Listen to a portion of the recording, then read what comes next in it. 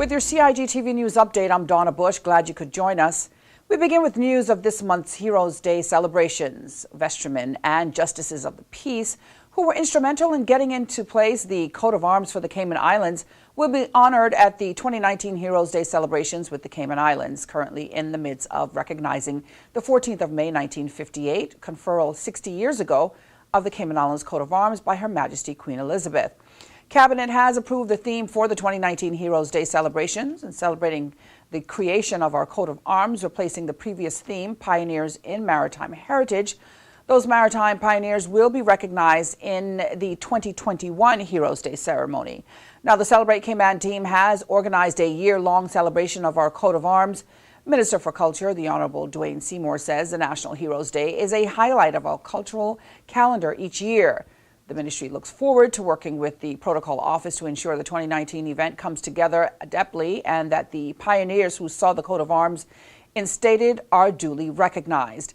The granting of the Constitution will be the theme for the 2020 National Heroes Day. National Heroes Day 2019 will take place on January 28th.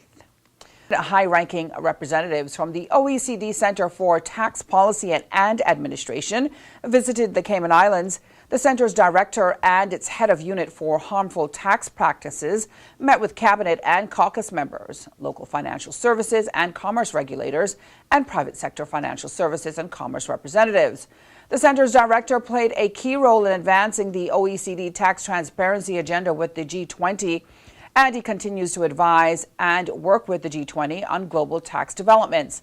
Noting that they routinely visit jurisdictions in fulfillment of their secretariat role, Mr. St. Amans said the OECD is extremely appreciative of Cayman's commitment to global standards. He specifically mentioned Cayman's membership in the OECD's BEPS, or Base Erosion and Profit Shifting Inclusive Framework, and its membership and leadership in its Global Forum on Transparency and Exchange of Information for Tax Purposes, which is the world's largest tax body. Both he and Ms. De Jong encouraged Cayman to remain engaged with global developments to best position Cayman's domestic policy and legislative development in the future. Cayman Islands Premier, the Honorable Alden McLaughlin, said the visit from Mr. St. Amans and Ms. De Jong was helpful in giving an impartial view of Cayman's regime and its progress. Finally, legislative changes to facilitate the transition of various immigration-related powers to the Workforce Opportunities Residency Cayman, or WORK, and Customs and Border Control agencies will take place sometime early this year rather than the original date of January 1st. The announcement of changes came just before Christmas. Officials explained that the purpose of a short extension is to facilitate extended public information and education for stakeholders impacted by the changes. During this additional time, the existing customs and immigration laws will remain in force. As such, persons applying for temporary work permits and business visitors permits and visitors work visas should continue to follow the existing processes detailed on the Immigration Department's website, immigration.gov.ky. Until further notice, of course. Now, a press release notes that government will continue to keep its stakeholders up to date as it moves forward with the establishment of the two new agencies. Well, if you missed today's news update, you can go to the Cayman Islands government Facebook page as well as the CIG Television YouTube channel. Wishing you a safe and wonderful night. I'm Donna Bush with your CIGTV News Update.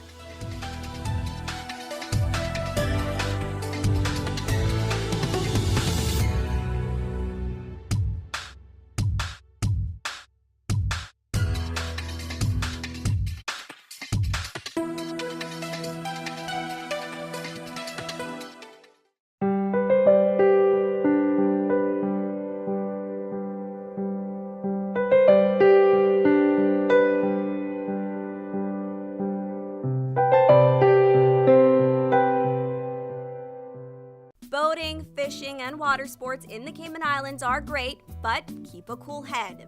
Here are 7 tips for fun and safe sea outings. Number 1. Use a checklist to plan your outing. Check the weather forecast, make a float plan, and share it with someone who is remaining on land, stating where you're going, with whom, and when you're expected to return. Visit your nearest marine supply store to get your safety gear. This includes signaling mirrors, whistles, and a flare kit.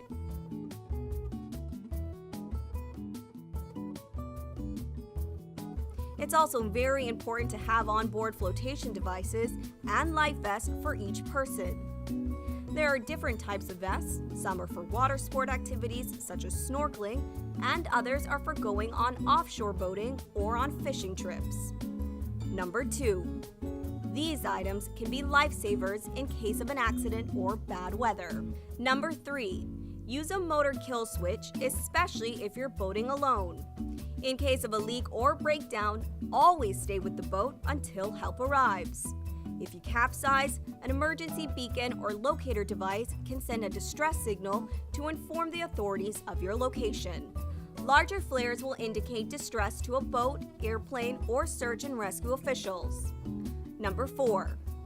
In addition to sunscreen, food, and beverages, it would be smart to have a cell phone.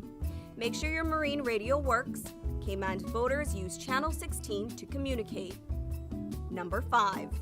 Also, don't forget your anchor and sufficient rope. Number 6. Boat operators should be familiar with the local waters and reefs, as well as the capabilities and functions of the vessels they are using.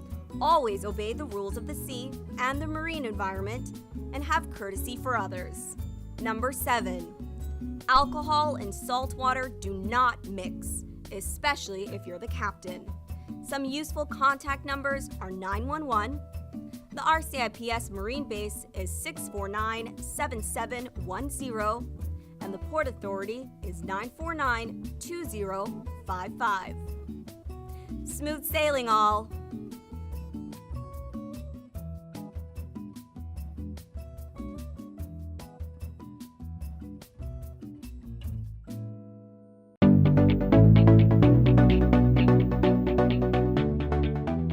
I'm Jody Ann Powery. I'm the Police Media Officer with the RCIPS, and I'm here to give you some crime prevention tips on how to best protect your property.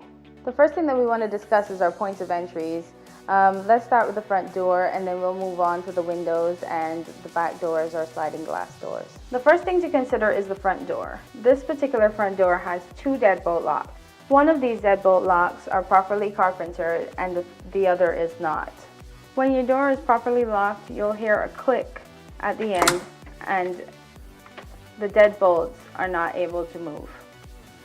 If it is slightly opened, then you can push the deadbolt back without having any restrictions. I'll now proceed to show you what your lock should look like when it is properly locked.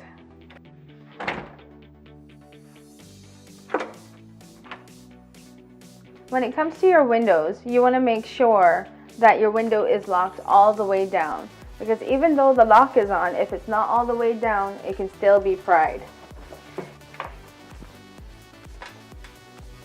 The proper way to lock the window is to make sure that the window goes all the way down to the seal and then you pull across the lock.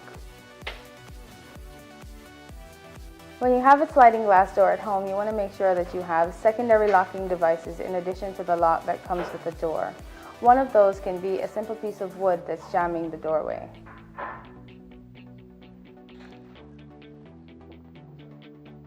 We want to encourage you to ensure that you don't make things easy for burglars who are looking for opportunities to break into property by leaving your property out in plain view. Some of these items are your car keys, your electronics, and your handbags. Make sure that you put these properties away when you're leaving the house or when you're going to bed.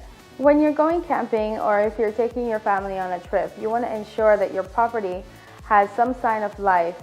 This can be done by leaving a light on or putting timers on your lights. And we want to ensure that our family homes are safe. In order to do so, we encourage that people take the proper precautions by starting up neighborhood watches or encouraging family members or persons they trust to check on their properties while they're away.